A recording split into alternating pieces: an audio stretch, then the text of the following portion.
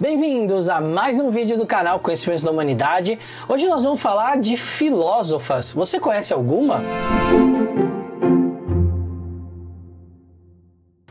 Eu resolvi trazer aqui a história de algumas filósofas hoje no canal, porque a gente fala muito de filósofos, principalmente na Grécia Antiga, como Sócrates, Platão, Aristóteles, Demóstenes, Epíteto, enfim. E as filósofas, onde elas entram nisso? Então, eu quis trazer aqui a história de algumas filósofas para vocês, para a gente fugir do lugar comum e dizer que, óbvio, que várias vão ter que ficar fora da lista, senão teríamos que fazer aqui um documentário sobre as filósofas, mas ao mesmo tempo a gente tem algumas que foram muito importantes que não são conhecidas. Eu também quis deixar de fora algumas mais modernas, que a gente tem mais acesso aos conteúdos e mais acesso à vida delas, então eu quis trazer algumas que podem ser desconhecidas para o grande público. A primeira que eu quero trazer aqui viveu por volta de uns 600 a.C.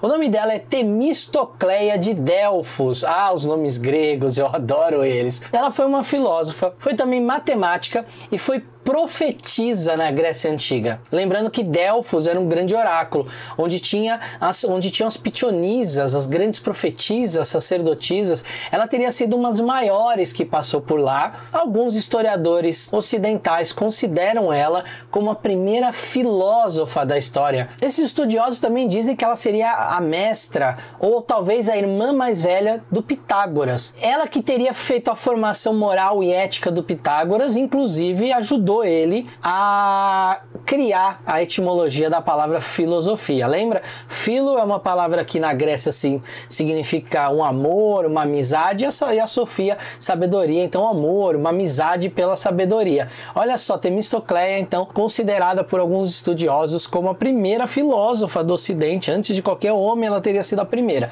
E por que é importante a gente falar que alguns estudiosos? Porque isso não é um consenso. A gente vai estar falando aqui de várias pessoas diferentes que têm histórias que datam de muito antes de Cristo, ou seja, essas histórias muitas vezes se perdem, ou se perdem em lendas, ou se perdem em poucos documentos. Então, vão ter historiadores, inclusive, que entram em desacordo com relação a isso. A próxima se chama Teano. Ela também aí é por volta de 600 a.C. Ela é de Crotona e ela também era uma matemática, olha como a matemática estava associada à filosofia, e filósofa da Grécia Antiga. Alguns historiadores, eles afirmam que o trabalho mais importante por ela deixado foi relacionado ao princípio do meio termo. Sabe aquele negócio que você fala hoje? Pô, vamos chegar a um meio termo, vamos ver se a gente se entende aqui no meio termo. Ela que chegou mais ou menos nessa doutrina filosófica do meio termo. Hoje parece uma coisa meio óbvia, né? A gente chegar no meio termo, mas tem toda uma doutrina filosófica para que a gente chegasse nessa ideia e hoje a gente replicasse essa ideia sem questionar muito, sem pensar muito nela. Ela também tem ali suas ligações com Pitágoras. Ela pode ter sido filha, mãe de Pitágoras, e a gente sabe que provavelmente foi ela que assumiu a escola de Pitágoras, né, após a morte dele. Nessa escola grega que Pitágoras conduzia, existiam muitas mulheres acadêmicas e muitas eram mestras. Os que participavam dessa escola viviam de maneira pública e publicavam os trabalhos todos sobre o nome Pitágoras. Então, Pitágoras não era só a pessoa, o filósofo que fundou a escola, mas era também o nome ou pseudônimo que todo mundo que estava ali, quando publicava um trabalho, um texto ou falava sobre alguma coisa, colocava e assinava como Pitágoras, como se fosse a sabedoria de Pitts, que é daí que vem o nome de Pitágoras, Pitts, das pitonisas, da Piton. Então hoje é difícil, inclusive, a gente determinar do que era de Pitágoras mesmo, ou o que era desses mestres, dessas mestras que faziam parte da escola de Pitágoras. A próxima é Diótima de Mantineia. Olha esse nome grego, Diótima. Ela foi sacerdotisa e filósofa grega, no que a gente imagina que tenha vivido por volta de 440 a.C. e ela é apresentada num papel muito importante naquele livro do Platão chamado Banquete, ou Simpósium. Nesse livro é afirmado que ela foi mentora do Sócrates e nas questões específicas do amor. E esse amor, o amor grego que está remetido ao eros, ou seja, esse amor que a gente tem de atração por outra pessoa. Nesse diálogo, como era costume nos textos de Platão, as ideias dela são a origem do conceito de escada do amor, algo que ajudou Platão a criar o termo amor platônico. Olha só, hein? A próxima filósofa viveu por volta de 350 a.C. e o nome dela, prestem atenção, é Asioteia de Flios. Ela nasceu num lugar chamado Fliunte, ou Flios, que era uma antiga cidade na Grécia, numa região chamada Arcádia, que era controlada por Esparta, que é mais ou menos na época e no local ali, na região onde Platão fundou a academia dele. Lá na academia de Platão, essa academia filosófica, as mulheres recebiam a mesma educação que os homens e em grande parte possuíam já direitos iguais. Um filósofo chamado Temístio, ele disse que a Asioteia, ela leu a República, então ela viajou para Atenas para se tornar estudante, discípula do Platão. E ela estudou nessa academia inicialmente disfarçada, vestida como um homem, porque a sociedade ateniense ela não era muito a favor de mulheres estudando com pensamentos livres. Mas quando ela revelou a identidade dela, ela foi mantida na academia, continuou estudando e acabou trazendo uma outra mulher também que se tornou uma outra filósofa, que era a Lasteneia de Mantineia. Olha só. Depois da morte de Platão, ela continuou os estudos na academia com um sobrinho de Platão, que era o Euspeusipo, que foi ele que tomou a academia sob o seu comando. Chegamos agora numa filósofa que é Hipátia, e ela viveu ali por volta de 351, 370 depois de Cristo. A gente tem inclusive um vídeo falando sobre ela aqui no canal. Foi uma filósofa neoplatônica grega do Egito Romano. Ela vivia em Alexandria. Ela foi a primeira mulher documentada como tendo sido matemática. Ela também foi chefe da escola platônica em Alexandria e lecionava filosofia e astronomia. Como uma boa neoplatônica, ela seguia os preceitos de um outro neoplatônico chamado Plotino. E foi ele que incentivou ela a estudar lógica e matemática, no lugar dela se dedicar a uma investigação empírica do universo e também a estudar direito em vez de ciências da natureza. De acordo então com a única fonte contemporânea que a gente tem na época, Hipátia teria sido assassinada por uma multidão de cristãos porque ela foi acusada de gerar ali um conflito entre duas figuras que eram muito poderosas em Alexandria: o governador, que chamava Orestes, e o bispo de Alexandria, que se chamava Cirilo. Existe inclusive uma linha de pesquisadores que dizem que é o assassinato de Hipátia que marca o fim da antiguidade clássica. Outra filósofa muito importante de trazer aqui é Maria a Judia, ou Maria a Profetisa. Ela também é uma filósofa grega, foi reconhecida como uma alquimista. Alguns situam ela antes de Cristo, ali na época de Aristóteles, em 384, 322, uma vez que essa concepção aristotélica dos 4 elementos que formam o mundo, fogo, ar, água, terra, talvez tenha influenciado ela, inclusive, em alguns trabalhos e na geração da lenda de que os metais podem ser transformados em ouro. Maria, além de ser filósofa, era uma grande inventora. Ela inventou um negócio chamado querotax, que era uma espécie de barril fechado com banho a vapor, onde ela fazia um banho lento e gradual dos experimentos. Em vez dela manipular substâncias diretamente no fogo, que destruía substâncias, ela descobriu que era possível controlar melhor a temperatura se fosse por meio da água. E até hoje a gente chama esse banho com vapor de banho-maria por causa dela. Além disso, ela criou equipamentos de destilação, talvez um dos primeiros alambiques da história, com 2 ou 3 saídas para destilados. Com 2 saídas chamava de bicos e com 3 saídas tribicos. E também um aparelho para sublimação. E nesse processo é atribuído a ela a descoberta do ácido clorídrico. Vindo agora um pouco mais para perto da gente, por volta de 1090 a 1164 depois de Cristo, existiu uma mulher chamada Heloísa de Argenteuil. Ela foi uma freira, escritora, era super erudita, foi uma abadesa francesa e foi importante meio intelectual daquela época e acabou se tornando uma religiosa muito conhecida nessa época entre os séculos 11 e 12. Acabou ficando muito conhecida pelo romance dela com um filósofo também da igreja, o Pedro Abelardo, com quem ela acabou dividindo sua vida pública e fez com que ela entrasse para a história como uma mulher e amante desse cara e apagar um pouco o lado intelectual dela. Ela era uma brilhante estudiosa de latim, de grego, de hebraico e tinha uma reputação de uma inteligência imensa. Ela foi levada a ser tutorada pelo Abelardo. Ele era bem mais velho que ela tinha acho que 17 ou 19 anos, ele tinha já 30 e poucos, mas eles se apaixonam. Ele era um religioso, ele não poderia, ele era casto, mas se apaixonam. Eles acabam tendo um filho juntos que batizam com um belíssimo nome de Astrolábio, mas mas ela era reconhecida, inclusive pelo Abelardo, que era um grande sábio, alguém que tinha o dom da escrita e da leitura. O romance deles acabou virando um escândalo na época, o Abelardo foi castrado por causa disso, e existe aí um filme chamado Abelardo e Heloísa, que trata essa história da Idade Média. Então, se vocês quiserem saber um pouco mais da história dos dois, assistam esse filme, mas tirem as crianças da sala, ok? Não, eu avisei, hein? Vamos para a próxima? A próxima filósofa que a gente vai falar, Hildegarda de Bingen.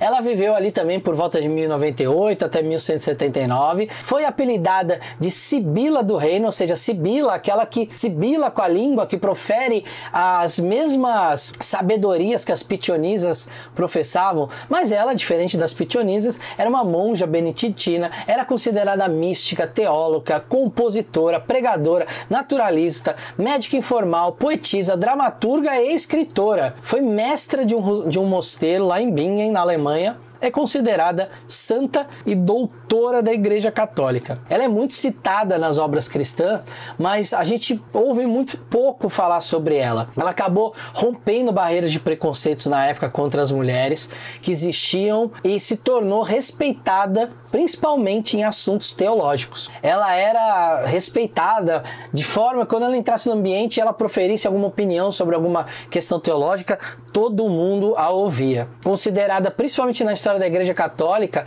como uma das figuras mais importantes do século XII, não só dentro da Igreja Católica, mas enfim, como a igreja meio que já dominava a Europa como um todo, mas até fora dos meios católicos ela também era considerada super inteligente, super fora da curva. Ela escreveu um monte de coisa, tem muitos escritos que mostram que ela possuía principalmente uma concepção mística e integrada do universo. Ainda que essa visão não excluísse o realismo e encontrasse no mundo muitos problemas. A solução para ele, de acordo com as ideias dela, devia advir de uma união cooperativa e de uma harmonia entre corpo e espírito, entre natureza, vontade humana e graça divina, ou seja, uma grande integração entre corpo, espírito e o divino. Mas saindo um pouco agora desse eixo meio europeu, vamos falar de Akka Mahadevi. Ela viveu por volta de 1130 a 1160. Ela foi uma mulher de proeminência dentro de um movimento especial chamado Canarisa, que é um movimento que acontecia dentro da Virashaiva Bhakti, lá no século II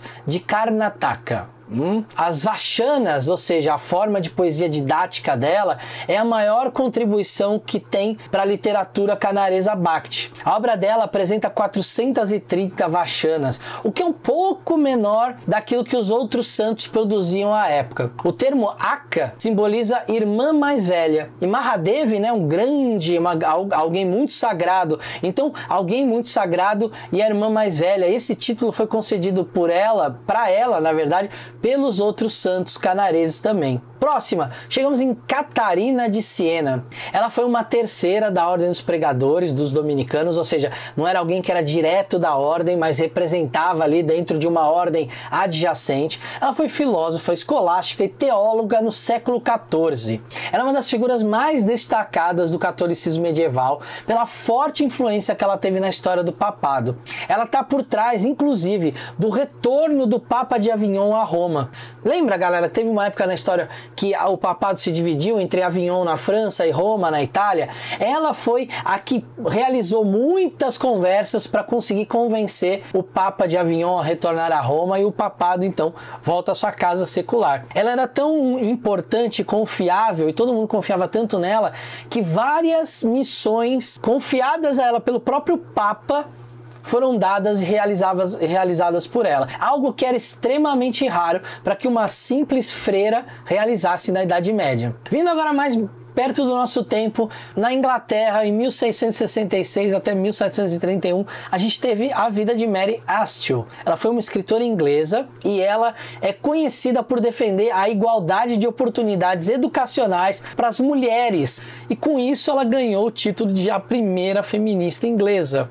A próxima que a gente vai falar viveu de 1759 a 1797 e o nome dela é Mary Wollstonecraft. Ela foi escritora, filósofa e defensora dos direitos das mulheres. Hoje em dia, a Wollstonecraft é considerada uma das fundadoras da filosofia feminista, sendo frequentemente citada como uma importante bastante influência dos movimentos feministas até hoje. Ela morreu com 38 anos, mas ela deixou para trás um monte de manuscritos e muitos inacabados. Ela morreu 11 dias depois de dar à luz a segunda filha dela, uma tal de Mary Shelley. Essa Mary Shelley é aquela que você está pensando, a que escreveu Frankenstein.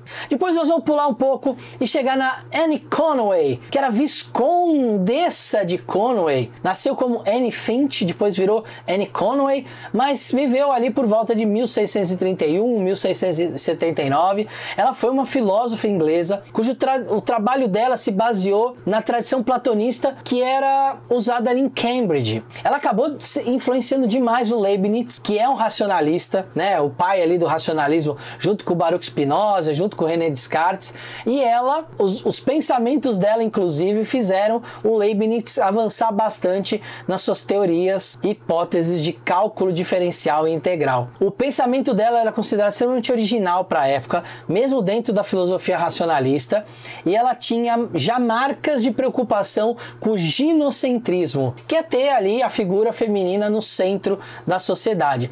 E nesse sentido, ela era a única filósofa ginocentrista do século XVII. Depois nós podemos falar de Harriet Taylor, que viveu de 1807 até 1858. Ela foi uma filósofa, também defensora do direito das mulheres, foi membro original da Sociedade Kensington e ela produziu a primeira petição oficial requerendo votos para as mulheres. Ela também defendeu o direito das mulheres no sentido de serem autorizadas a não só votar, mas a participar do governo local. Ela foi casada com John Stuart Mill, que era um dos grandes pensadores do século XIX. Ela se casou com ele em 1851. Ela casou com ele com igualdades de direitos, o que era muito incomum naquela época. A próxima é uma francesa que você deve conhecer o último sobrenome dela, mas eu vou falar o nome inteiro dela. Lucie Ernestine Marie Bertrand de Beauvoir, mais conhecida como Simone de Beauvoir. Viveu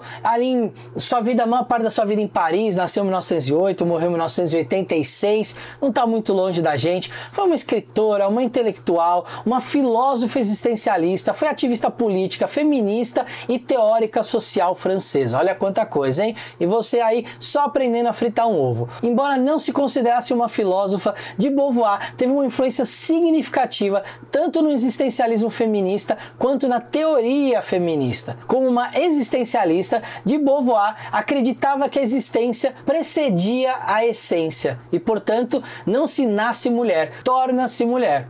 Talvez um dos seus tratados mais conhecidos seja um de 1949 chamado O Segundo Sexo, que é uma análise detalhada da opressão das mulheres e um tratado fundamental do feminismo contemporâneo. Eu ainda poderia citar aqui Maria Zambrano, que foi a primeira mulher, uma filósofa, que foi a primeira a ganhar o prêmio Miguel de Cervantes em 1988. Tem a Hannah Arendt também, que é uma filósofa em que a gente fala bastante nos dias de hoje. Ela foi uma filósofa e política alemã de origem judaica, foi uma das mais influentes do século XX. Talvez a Hannah mereça um vídeo só dela. Eu acho que hoje deu para trazer bastante coisa aqui. Então, minha amiga, meu amigo, você aí que está sofrendo para fritar um ovo, olha só o que essas pessoas incríveis que a gente fala aqui no canal, e hoje especialmente focado em grandes filósofas, o quanto elas fizeram, quantas coisas diferentes, quantas realizações elas trouxeram para mudar o nosso mundo. Então, frite seu ovo, sente na frente aqui do Conhecimentos da Humanidade, assista a vários vídeos, comece a refletir sobre as coisas e se pergunte, reflita, filosofe, o que eu posso fazer para mudar o mundo onde eu estou inserido? Fica aí a provocação. Espero que vocês tenham gostado desse vídeo sobre filósofas, que tenha plantado aí algumas ideias legais, que tenha trazido algumas curiosidades sobre as vidas delas. Se inscrevam no canal, curtam esse vídeo, compartilhem, isso ajuda a gente demais. A gente se vê no próximo vídeo. Beijos filosóficos no coração de vocês. Até a próxima.